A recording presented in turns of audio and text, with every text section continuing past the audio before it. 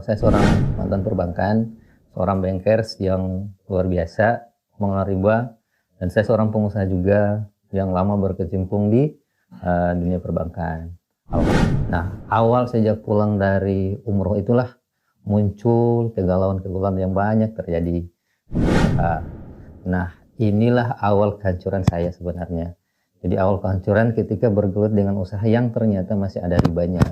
بسم الله الرحمن الرحيم والعصر إن الإنسان لفي خسر إلا الذين آمنوا وعملوا الصالحات وتواصوا بالحق وتواصوا بالصبر.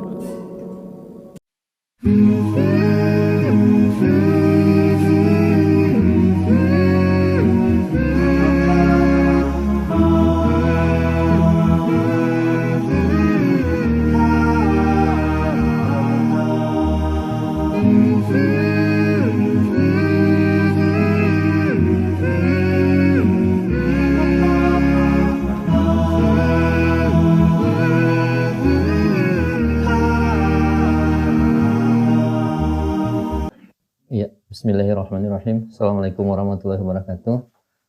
Perkenalkan, nama saya Agus Banjar dari suatu daerah yang sangat jauh, di timur jauh, di Kecamatan Bacan, Kepulauan Bacan, tepatnya di Kabupaten Halmahera Selatan, Maluku Utara. Alhamdulillah hari ini bisa silaturahmi ke sini, bisa sharing, bisa belajar dengan teman-teman masyarakat tanpa riba di kota yang luar biasa, paling ujung barat di Medan. Insya Allah niat kita kesini untuk dicatat untuk ibadah kepada Allah. Nah, terus ke belakang, ketika mengenal riba, pribadi dulu, saya seorang mantan perbankan, seorang bankers yang luar biasa mengenal riba, dan saya seorang pengusaha juga yang lama berkecimpung di dunia perbankan. Alhamdulillah sampai dengan saat ini bisa hijrah gitu. Prosesnya satu proses yang cukup sangat panjang dan luar biasa. Awal mengenal MTR waktu itu pada bulan November 2018, di mana saya seorang pengusaha, saya mantan politikus juga di Halmahera Selatan, di Bacan itu. Otomatis sebagai seorang pengusaha, seorang politikus dan kerja di perbankan luar biasa, baik dari salary, dari pendapatannya, hubungannya dengan masyarakat. Nah, alhamdulillah di perbankan tersebut untuk kawasan Indonesia Timur saya menjadi cabang yang kita kelola. Saya marketingnya menjadi marketing terbaik seluruh Indonesia. Nah, di situ maaf, saya diberikan hadiah umroh plus langsung ke Turki. Jadi di seluruh Indonesia Timur saya wakili sendiri. Itu hidupnya luar biasa, kami nikmati, usaha jalan bagus. Nah, awal sejak pulang dari umroh itulah muncul kegalauan-kegalauan yang banyak terjadi. Nah, setelah pulang dari situ, Allah memberikan suatu rezeki yang luar biasa. Usahanya tambah maju. Akhirnya dari usaha percetakan bata, transportasi, masuk ke perumahan. Nah, disinilah titik balik saya gitu. Disinilah titik balik. Ketika saya tambah seperti itu, sebagai seorang manusia saya berpikir, di perbankan sedikit, akhirnya ya nambah, hijrahlah menjadi resign dari bank, kemudian hijrah menjadi seorang pengusaha. Nah, inilah awal kehancuran saya sebenarnya. Jadi awal kehancuran ketika bergelut dengan usaha yang ternyata masih ada ribanya. Nah, ketika jalan, usaha yang saya kelola mulai turun sampai dengan saat sekarang. Nah, sampai dengan saat itu, untuk pada suatu kabupaten yang sangat kecil, pada saya seperti itu luar biasa yang sudah saya dapatkan. Tapi karena masalah riba, yang saya juga dapatnya tahunya ketika jawabannya dapatnya di masyarakat tanpa riba, ketika ketemu Ustadz Samsul. Itu jawabannya baru saya terpecahkan di situ. Oh, ternyata masalah saya seperti ini. Nah, di awal untuk hijrah itu luar biasa. Utang saya ada beberapa titik. ada beberapa riba juga dengan rentenir juga, ada beberapa titik yang saat ini baru saya tahu itu luar biasa bahaya utang. Awal saya berutang itu 50 juta, menyelesaikan utang yang lama, yang di perusahaan yang lama, ngambil ke bank. Dari 50 juta itu, sampai dengan saya tahu bahaya berutang itu kenal MTR itu menjadi 1,6 miliar. Itu angka yang yang luar biasa gitu. Dan kami tidak merasa gitu.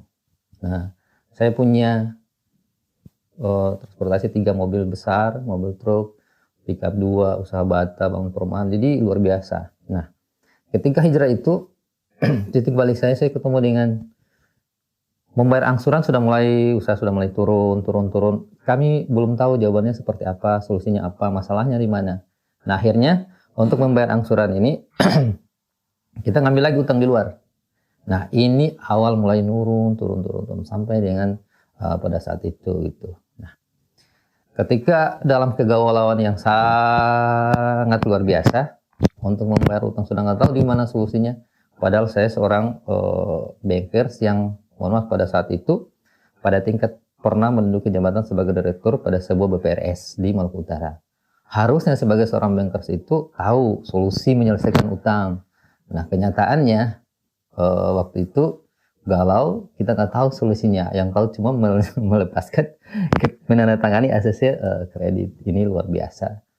Nah, ketika dalam persoalan seperti itu, saya dipertemukan dengan sebuah komunitas, dan itu satu hari mencari solusi. Pada waktu jatuh tempo akhir bulan, saya harus membayar angsuran sekitar 30 sampai 30 juta lebih.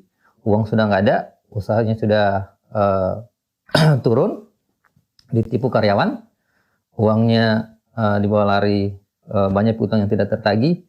Jadi memang rumit, bahkan keluarga menjadi sasaran. Tapi orang luar melihatnya, kita itu luar biasa, asetnya bertambah, usahanya, jadi kita mengkamuflase seakan-akan kita tuh yang paling bagus di situ. Nah, inilah memang bahaya utang yang sangat luar biasa. Nah, ketika saya sudah tidak ada solusi, saya searching di YouTube, di internet, ketemu satu komunitas namanya Masyarakat Tanpa Riba gitu. Awalnya saya ketemu Sabtuari itu gimana membayar utang dalam waktu luar biasa yang puluhan miliar gitu. Nah, searching akhirnya ketemu dengan sebenarnya foundernya Pak Ustadz Samsul, waktu itu MTR. Di search jadwalnya ternyata pada bulan November 2017 ada jadwalnya di Bogor. Nah, sementara untuk berangkat ke Bogor itu saya case-nya sudah nggak ada. Biaya pendaftarannya harus keluarkan, kemudian biaya hotel dan lain-lain. Satu hal yang tidak mungkin adalah dari Maluku Utara saya harus naik kapal 7 jam ke kota Ternate, dan Ternate itu naik pesawat 3,5 jam ke Jakarta. Otomatis cost yang diperlukan besar gitu. Nah, saya oleh Ustadz Budi waktu itu saya panggilnya ketemu, kata beliau, Pak, seperti ini saja prinsipnya. Abdurrahman bin Auf itu hijrah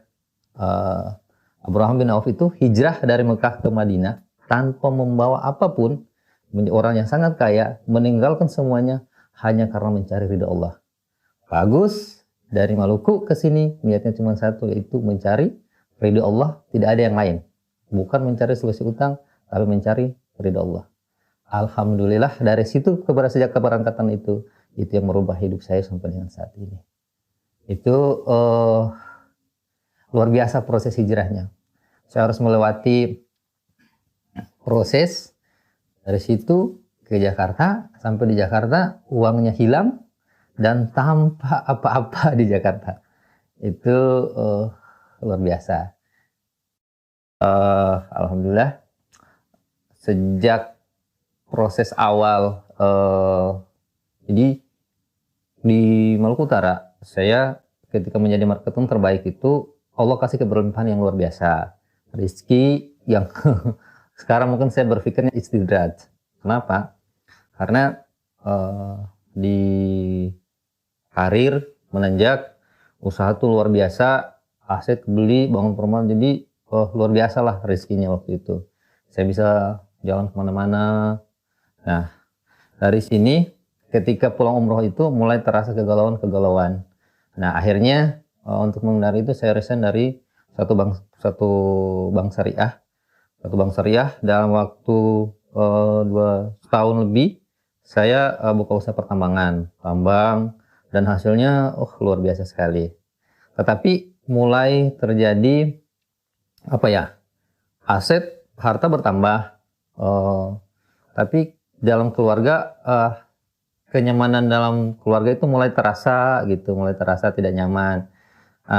Allah kasih kelebihan harta, tapi di satu sisi kita tidak bisa menikmati. Kegalauan itu mulai terasa, tapi sebagian masyarakat menilai, itu seorang Agus itu luar biasa.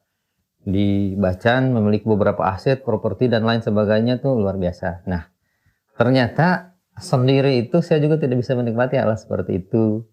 Akhirnya mulailah saya resign dari satu bank syariah, kemudian menjadi direktur di bank syariah yang lain karena untuk menutupi penghasilan yang mulai turun tadi. Nah, ini juga dengan penghasilan besar belum menjamin ternyata untuk menyelesaikan persoalan-persoalan seperti itu. Akhirnya saya resign juga tuh dari sebagai direktur bank syariah tersebut.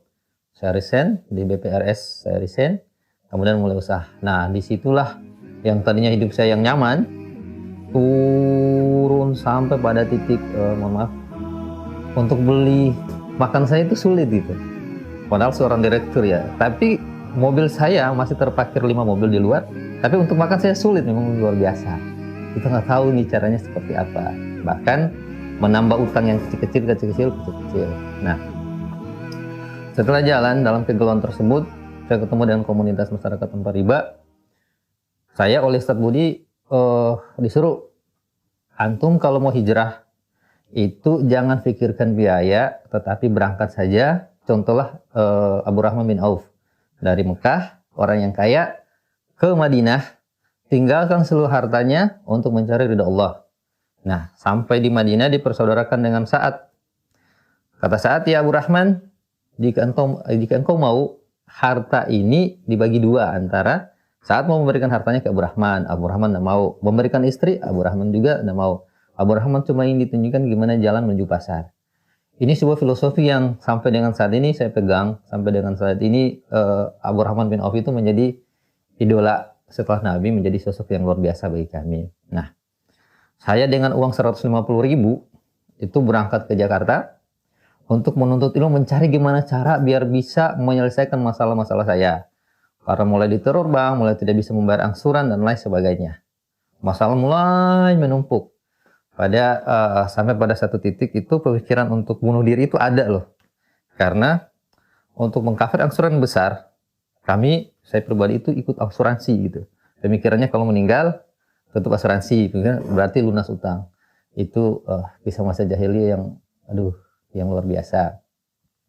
Seiring berjalan waktu, saya sampai di Jakarta, membawa uang saya 150.000. Jadi semalam sebelumnya saya ketemu dengan istri. Saya sampaikan ke istri, ini saya harus berangkat mencari solusi untuk menyelesaikan semua masalah. Uang kita 350.000, saya harus biaya, saya punya dapat proyek harus karyawan kerja, proyek satu karyawan kerja, pabrik harus karyawan kerja, dan saya tinggalkan uang 200.000 ke istri, saya 150.000.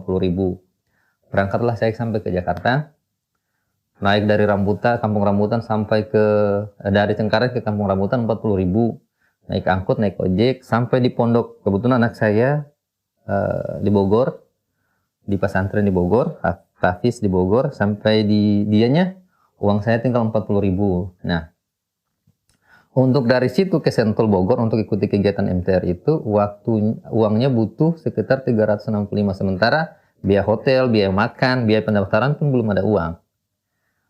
Ketika subuhnya uang tersebut yang 40.000, saya tanyakan ke anak saya, Pak, ini mau beli sarapan. Nah, saya bilang, oke, uangnya di mana, Dek? Tadi malam kan ada yang pegang. Pak, jatuh. Saya cuma istighfar dalam hati, ya Allah, ini cobaan apa gitu. Dengan ATM yang kosong, saya jalan ke ATM hanya mengharapkan pertolongan dari Allah. Saya ke kontak teman, alhamdulillah pertolongan Allah ternyata dekat gitu. Saya dikirimlah uang oleh teman yang ngambil barang saya 500.000. Dari uang tersebut, akhirnya kasih ke anak untuk biaya laundry. Saya berangkat ke Sentul, Bogor. Sampai di Bogor, saya mengharapkan solusi untuk membayar utang nih. Dari utang-utang saya yang luar biasa banyak. Nah, saya menjadi orang yang paling pendiam. Saya ketemu, dia cerita. Ternyata di ruangan tersebut, saya orangnya utangnya paling sedikit gitu. Saya ketemu satu orang, beliau namanya Pak Haji Ali. Baru kaget ternyata beliau juga punya utang lebih banyak dari saya. Masalahnya lebih banyak dari saya. Kok saya seperti orang yang tidak tidak pernah bersyukur. Malam itu karena tidak bisa booking hotel, saya di tempat parkir ketemu dengan beliau. Jadi kan oleh Ustaz Samsul disampaikan, untuk memperbaiki hidup salah satunya Nabi itu al-amin, orang bisa dipercaya, tidak boleh bohong. Nah, tidak boleh bohong ini ketemu dengan beliau, kadarullah beliau ajak, Pak Agus mau kemana? Saya sampaikan saya mau pakai hotel, mau cari hotel, cari penginapan. Pemahaman saya penginapan itu adalah masjid. Nah, pemahaman Pak Haji Ali waktu itu hotel itu adalah hotel gitu. Sementara saya nggak ada uang. Nah, kadarullah saya diajak ke mobilnya beliau di tempat parkir.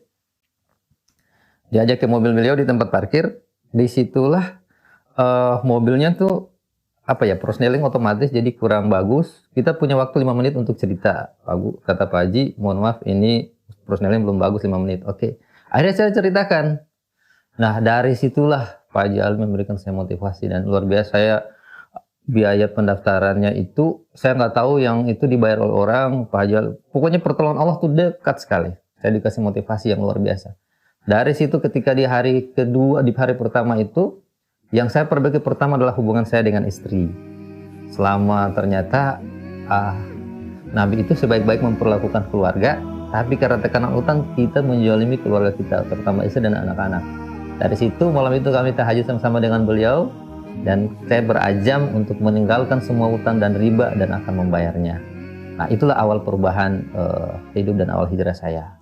Ketika ketemu dengan beliau, pada saatnya saya perbaiki pertama adalah hubungan dengan istri. Nah, ternyata kita selama ini belum menjadi seorang khalifah, seorang pemimpin yang baik, dan itu merembet ke masalah keluarga. Ternyata utang itu merembet kepada semua persoalan yang kita hadapi. Nah, kata beliau, memperbaiki hubungan itu saya sholat subuh, saya sholat tahajud malam, kemudian subuh itu, jadi sebelum subuh di Maluku Utara dengan di Jakarta waktunya selisihnya 2 jam. Nah, 2 jam itu jam 1, setengah 2 saya nelpon istri, di sana setengah 4. Istri tahajud, saya nelpon. Apa yang saya panggil pertama? Wahai istri, saya panggil nggak? Sayang, mohon maaf saya belum bisa menjadi suami yang baik. Oh, nangis istri. Nah, ketika istri nangis, saya juga nangis. Ya Allah, nikmatnya waktu itu hidup di situ. Saya baru bisa menikmati sebagai menjadi seorang laki-laki yang bertanggung jawab mulai dari situ. Itulah titik balik kami. Yang terjadi ketika sudah permintaan maaf seperti itu, kita saling ridho. Nah, salat subuh di sini di Maluku sudah jam 9. Ada satu orang yang ingin ambil perumahan saya sudah 3 bulan tertunda. Tiba-tiba Allah gerakkan hatinya. Langsung ditelepon. Pak Agus, saya dalam perjalanan dari satu pulau namanya ke Bacan untuk membayar perumahan saya. Dalam waktu kurang lebih dari 24 jam, Allah tolong saya untuk memberikan penghasilan saya 30 juta untuk membayar rumah. La ilaha illallah. Jadi pertolongan Allah itu dekat. Hari keduanya, saya lebih tercengang lagi. Ternyata saya yang tidak ada apa-apa dijemput dengan mobil dan difasilitasi semua. Hari kedua, akhirnya saya tahu gimana solusi membayar utang. Nah, di PBTR itu saya tahu solusi membayar utang. Oh, seperti ini. Dan mulai saat itu, orang yang tadinya masuk, saya menjadi orang yang senyum. Dan saya wakafkan diri saya untuk berjihad di jalan Allah dengan memerangi riba. Ternyata, saya yang fakir ini masih bermanfaat. Ternyata teman-teman itu masalahnya lebih banyak. Ternyata ketika latar belakang saya dari perbankan ini masih bermanfaat untuk sama-sama sharing. Dari situ ketika pertolongan Allah datang lagi, saya harus pulang ke Maluku tanpa ada dana sama sekali dengan uang saya 150.000. Saya ikut SPI di Hotel Namira dan situ saya nangis sejadi-jadinya. Ternyata sebagai orang tua selama ini saya banyak menjalimi hak-hak anak saya. Jadi anak saya umurnya 12 tahun. Sampai saat ini, waktu itu untuk ngafal Quran saja sulit sekali. Ternyata sebagai orang tua saya jalim di dalam nadinya darahnya itu saya berikan harta haram dari riba. Dan ini yang luar biasa. Sampai saat ini saya juga semoga Allah ampuni dosa-dosa saya, dosa keluarga. Jadi kita diajarkan bagaimana menjadi anak itu apa, menjadi orang tua oleh Ibu Dwi Nasir.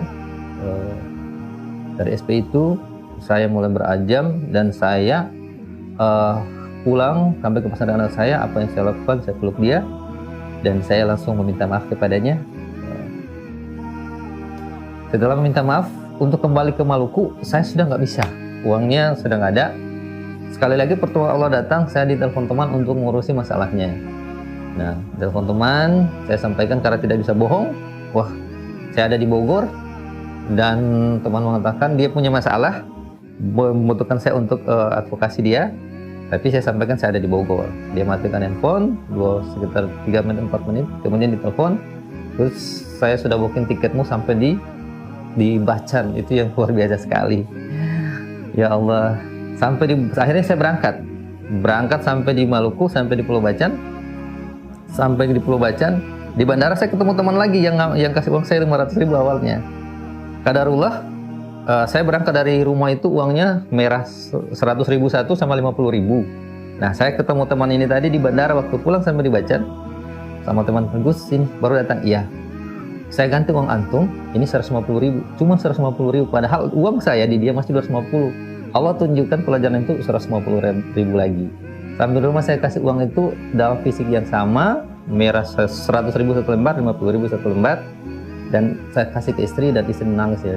Mulai saat itu kami berazam untuk benar-benar pindah hijrah totalitas dan menikmati hidup yang selama ini kita kurang bersyukur. Setelah jalan, kita memperbaiki hubungan, ke banknya kami melakukan pelunasan utang-utang kami dengan cara satu ternyata. Sebagai seorang muslim, utang harus dibayar, tapi kita harus tinggalkan riba, karena riba hukumnya haram dan kita diperangi selama ini. Akhirnya kamu memperbaiki diri, menjadi muslim yang baik. Dengan cara bertanggung jawab pada utang, ingin bayar utang, tapi tidak mau membayar riba. Ternyata, undang-undang perbankan yang ada di Indonesia memfasilitasi hal tersebut, baik restrukturisasi maupun perlindungan konsumen yang bisa kita advokasi kepada teman-teman. Nah, ternyata kunci membayar utang itu cuma satu. Memperbaiki diri, mementaskan diri untuk ditolong Allah dengan cara menolong agama Allah. Dan itu luar biasa sampai sekarang. Alhamdulillah utang saya dari 1,6 sudah 60% lebih lah terbayar beberapa titik. Padahal usaha saya intinya beberapa itu sudah di stagnat. Mobil dijual, beberapa aset di offset. Dan itu sampai saat ini kami bisa menikmati hidup gitu. Bisa senyum, bisa tertawa, dan saya bisa muncul di Medan dalam waktu yang dari Maluku sampai ke sini luar biasa. Itu ternyata dalam hidup Allah sudah tentukan semua. Allah sudah atur semuanya. Intinya nikmati dan jangan terjebak riba. Karena dosa riba paling kecil dari 73 itu paling kecil adalah berzina dengan ibu kandung. Haruskah kita untuk beli mobil, beli rumah, beli handphone, menjinah ibu kandung kita sendiri? Dan yang dosa yang paling diperangi oleh Allah hanya orang yang pemakan riba. Nah, pengalaman pribadi ini ingin saya sharing ke teman-teman. Ternyata membayar utang di bank adalah satu hal yang sangat mudah. Yang penting jurusnya cuma satu, kata founder, kata guru kami, menggunakan kekuatan dalam kelembutan, bertanggung jawab. Sebagai seorang muslim harus bertanggung jawab untuk membayar utang. Karena utang tanggung jawabnya di dunia sampai dengan di akhirat.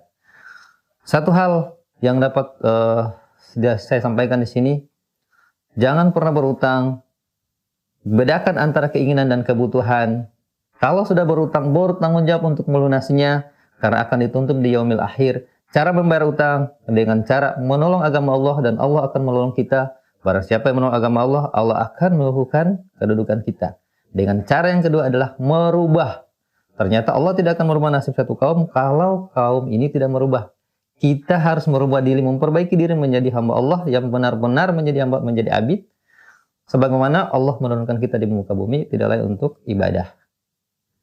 Tidaklah Allah ciptakan jin dan manusia selain untuk beribadah. Nah, untuk membayar utang, intinya nikmati prosesnya, komunikatif dengan teman-teman yang perbankan bahwa kita mau menyelesaikan segala utang yang ada di situ dan kita bertanggung jawab.